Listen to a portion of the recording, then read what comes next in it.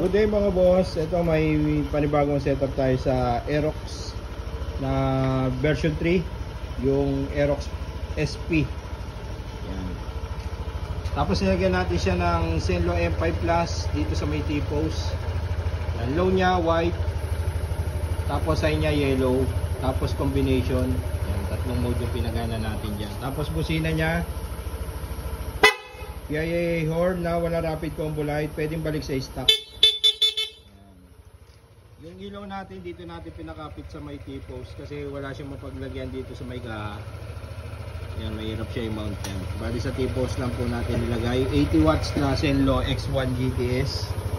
Tapos switch niya dito po tayo naglagay. Low niya sa baba. Yan, low niya white. Tapos high niya yellow. Tapos combination niya sabay natin dito sa high. Yan, pagka nag-high ka combination. Yan, makikita niyo.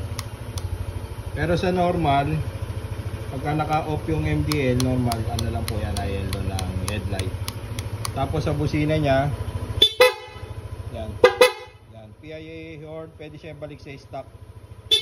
Yan, wala tayong binutas, wala tayong sinira, wala tayong kinat sa wiring, para yung warranty hindi mawala. Yan, sa mga gusto magpagawa rin sa Aerox SP, yan, PM na kayo sa Redline Moto Shop.